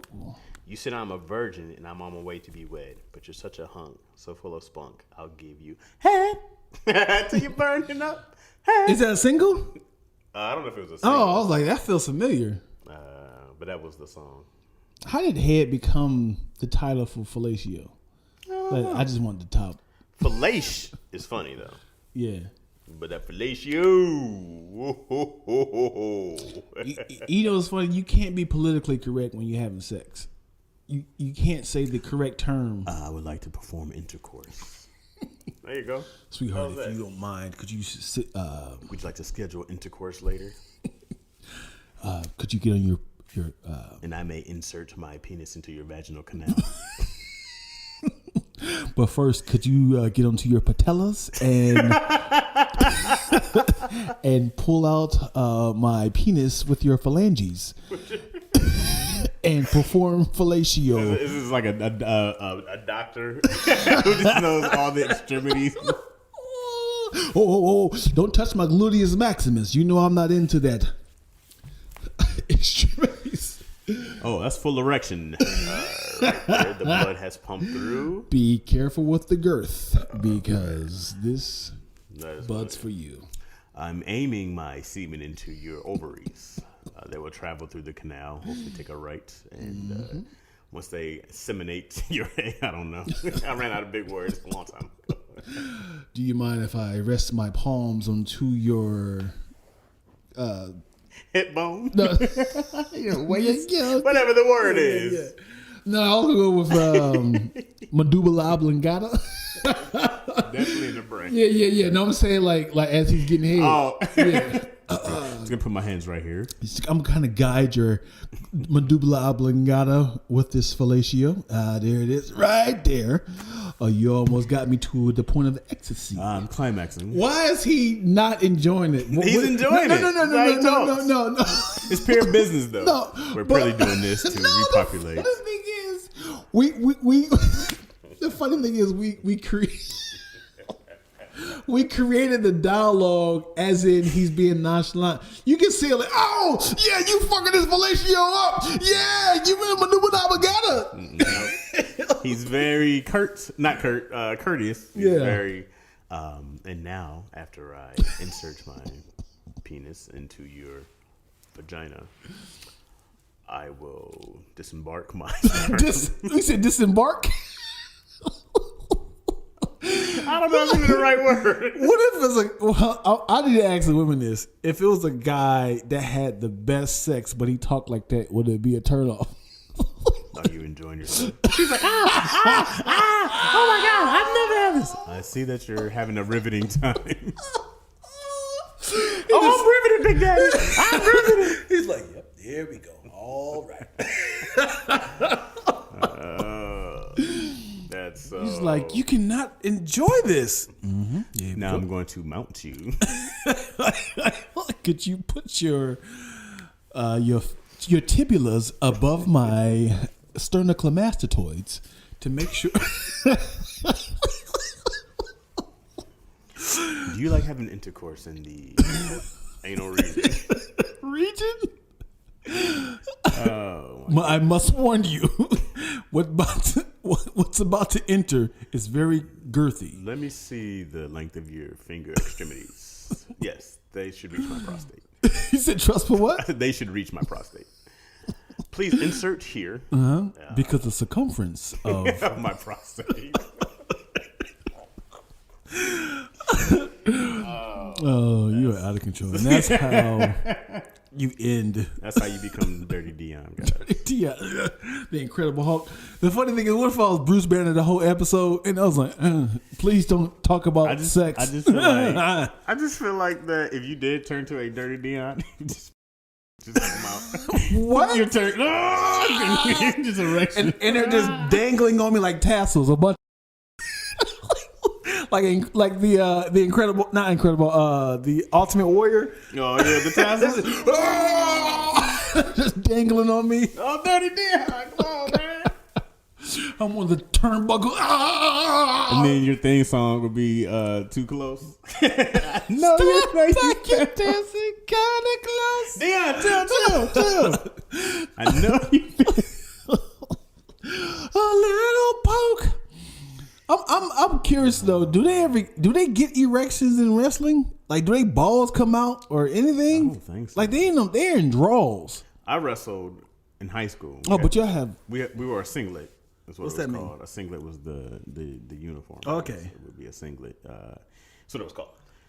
So sometimes you'll see wrestlers like when Kurt Angle came in. Yeah, the wrestling Olympic singlet but the draws, just the draws. Yeah, that's wild. That's a lot. I was like, how do you feel comfortable just coming out in a Speedo? Yeah. They're just in a Speedo. That's a lot. And boots. But not a Speedo because they butt not out. It's more like some draws. It's more undercut up under. And then you're in boots. Why was that the set off? What? Who set that tone? Who's like Speedo, boots? I'm good to go. You want to put a shawl on or anything? Shawl? Nah, I'm good. How about a brooch? An ascot? Nah, I'm good. A pocket watch or a top hat? No, I'm good. I'm good right here. I don't want anything to stop me, brother. Yeah. Hulk will come out in his shirt, rip it off. I hate wearing these shirts. I can do it now. I hate that Deion looks at his watch when his phone rings. I hate it. Just look at your phone. It's right next to you. The phone is right next to you. Bad boys. Deion looked at his... Hold on. Yeah, I could do that. Because, look, so here's the move. Watch this. Watch the move. Look, this is what I have to do. 1, 2, 3, 4. Yeah. Versus this. Wow, you saved so much time. Are you for that earthquake? Huh? You for the earthquake? What are you talking about? It was an earthquake. What are you talking It about? just had the earthquake just happened. I guarantee. So it's 1 o'clock. So when What are you you doing? for the earthquake? What are you talking It about? was a slight little earthquake. What is happening right now? It was a slight earthquake. Watch this. I'm looking up. You didn't feel it.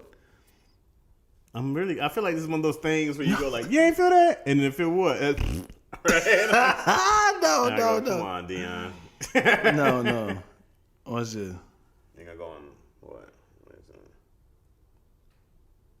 I I don't know what's happening, guys. I don't know what Deion's Let's just close it out. I don't know what Deion's doing right now. We just had an We were earthquake. having a good fun time, and then Deion was like, did you feel the seismic shift? Seismic shift. The plates. Someone go grab my china. Deion has like that animal sense. He's like, oh, there's an earthquake coming here. I can feel it. I think that's tomorrow. I do want to do a prank on somebody of like something happening, and then we're all in on it except one person. Yeah. And it was like, that guy was weird, right? Yeah. What guy? The guy who just left. What are you talking Everybody's about? like, yeah, man, I didn't know what he was gonna do. That was crazy. Or I would love to do it where like it's a bunch of people and we're all just pointing at one guy. It's like, stop being crazy. He's like, what are you talking? And just all of us like, oh my god, Get that monkey off your head. He's like, what monkey? You don't see the monkey on your back? What are you guys doing? So my daughter has an imaginary brown monkey that she blames for everything. Oh boy. She'll be like, or not like blame, but she'll be like, but she doesn't call it like a name. She's like the little brown monkey. So I was doing something. Because it made me think of Family Guy with the evil monkey in the closet. Yeah. But I was in the fridge and she was like, oh, yeah, something in my yogurt spilled. I was like, it's okay. And she's like, the little brown monkey did. And I was like, what? And then I'm trying to watch what she's watching. Yeah. Like, no little brown monkeys. So I'm like, is there something she's watching? So I'm like, either she's being haunted by a little brown monkey. Because I was like, an imaginary friend is one thing. Usually they have names. You know what I mean? Yeah. This is TT or CC. Yeah. Was this little brown monkey? Oh boy, I'm scared. Your daughter didn't have one of those? Neither one? Not a little brown monkey at age 3? I can't. I don't know they had imaginary fans that they talked about. That's good. That's, yeah. I just pictured her like you talking. You're like she's talking about the little brown monkey again, and then y'all walk away last like and you see them like. Like to her, like, shh, don't you say my name. Yeah, that's what I was like. Because I talked to, my mom and the wife. I was like, y'all haven't heard her talk about little brown monkey? They're like, no. She talked to him by herself. Little brown monkey. All right, bro. That's a great I gotta show. get out of here. Oh yeah, me too. I got so much to do. I gotta. You said it like you was like, man. Yeah, definitely. I gotta go too. Yeah, man. I Gotta go change the tire. flight to catch. Flight in 10 minutes. I gotta fly high gate. Fly get height. Yeah, I gotta go catch a plane. Leaves in 5. Get down to LAX in enough time. No, this was great. Fun as usual. Absolutely, bro. This got really silly. What? I said it just got really silly. That whole extremities talk. Oh, you taking the headphones off already? No. Okay, I guess we're just. Yeah, go on to the exits. How So did we we taking close the this show? headphones off? Thank y'all for watching. Lacaroni and Chaz. What else? I got nothing. We didn't even do the. We're back. Oh yeah. Welcome. No, I'm joking. But yeah, Catch us next week, man. Absolutely, That's it. man. Ain't got Thank you nothing guys to say. so much. Yeah. Well, you gonna do the The Toodaloo? I don't know if you're going to use it. Toodaloo. Oh, okay. Arrivederci. Okay.